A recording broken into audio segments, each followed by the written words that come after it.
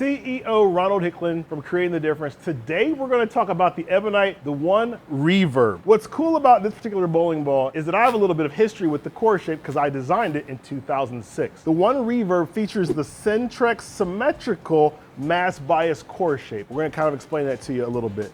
It's asymmetrical actually in nature. The RG is 2.466, the differential is 0.056, and the mass bias value is 0.027, which is extremely high. Let me explain why we called it Centrex symmetrical mass bias. So typically, this is actually the core shape that's in the bowling ball for the One. Typically, when you make an asymmetric bowling ball, there's a piece that kind of sticks out. And what makes this asymmetrical is when you cut it right down the half here, this side does not look like this side. Now, if you spin it 90 degrees and cut it, you do get two equal planes. But it's because of this, that's what we typically call mass bias. That's typically what we call asymmetry. With the Centrex core, when you cut it down that plane, you get two equal halves. When you spin it 90 degrees and cut down that plane, you still get two equal halves. That's why it was called symmetrical mass bias at the time. All bowling balls have some sort of asymmetry to them, or mass bias, if you will. This particular bowling ball, you can see this side is not the same as this side. So that's one of the reasons that makes this core shape a little bit different from some of the typical asymmetric core shapes. So one of the cool things also about this core shape was it also was a very, very high mass bias. The number being 27 is extremely high. There are bowling balls now that are higher than that, but at the time when this core shape was designed, 27 was extremely high for a mass bias ball. What does mass bias do? It's going to give you that mid-lane strong performance.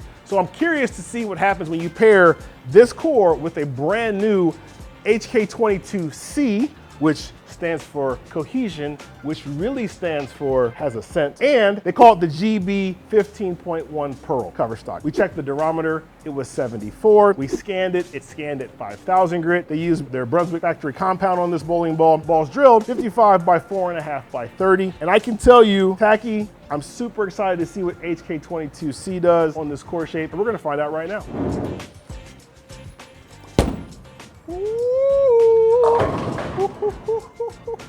Oh, that first shot was kind of rough, but it struck. 0.056, the max is 60. So this ball is gonna have a lot of flare. Probably tough to see going from here, about here. A lot of the bowling balls, a lot of the bowling ball.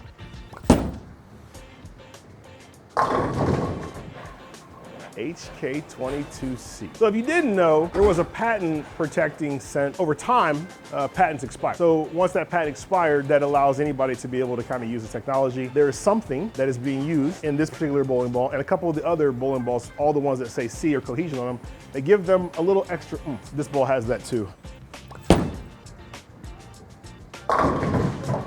Nice, out. Man, I'm gonna tell you what, that ball was 6 boards left and it came back. 6 boards left in the friction, but it came back. Typically, I mean, if you miss the friction, it should come back. But that was a lot left. I was like, that's a washout, and it still hooked. Wow. It's not scared to read the spot. That's definitely a positive. Feels like I have a little bit of room for error. I like HK22C. It's a stronger cover stock, but more downlane. The benefit of that is it's gonna give you more room for error on house shots. Like that, exactly what I mean. Like it gives you more room for error. If you miss a little bit to the friction, it will still read the friction. It'll read the friction a little bit harder, and it allows it to come right back to the pocket.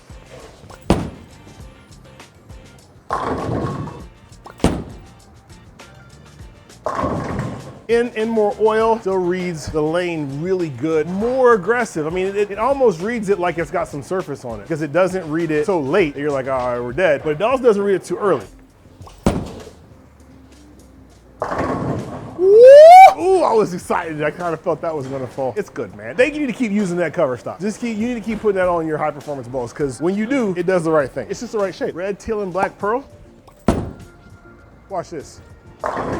Telling you what, it's a good ball. And not all bowling balls are good. Don't get it twisted, they're not all good. The ball companies are, I think collectively, like they're getting better. Collectively, we're seeing more usable balls. I mean, typically with the ball that's a 27 mass bias, they're too early. So now only like guys that throw it really, really hard, it's very, very speed dominant. Two-handers can't really use balls like that because they're just too early. High rev rate guys can't really use it because they're just too early. But this ball doesn't exhibit that character. And I'm not a high rev rate player by any means, but it definitely has a characteristic to it that allows this ball to still be usable because it's still continuous. continuous through the pin and down the lane. And really, that's really a function of matching up the cover to the core shape. I think HK22 is a nice clean cover. HK22C is a much stronger version down the lane of HK22, and I think it matters.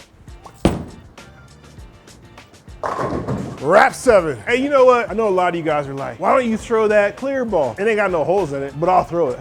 Chris, you think it's gonna hook? Yep. Now, by the way, this weighs like, I think it's 17.5 pounds because it had the actual core in it, but when you put clear cover stock over it and it's thick shell now, right? It's thick shell, it weighs more than 15 pounds. I need somebody who's a real good two-hander to come bowl. They could actually throw this probably better than I can.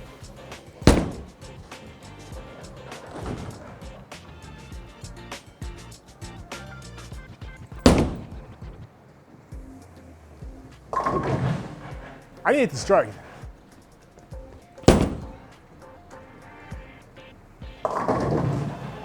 I mean, you gotta step to the right. Money, money. First strike. Hey, look, so I had Chris go throw it, as you can tell. It hooks just fine. Almost as much as that ball. Anyway, this ball's good. You can tell it's got the right kind of shape. It's doing the right kind of motion. It definitely could be in your bag.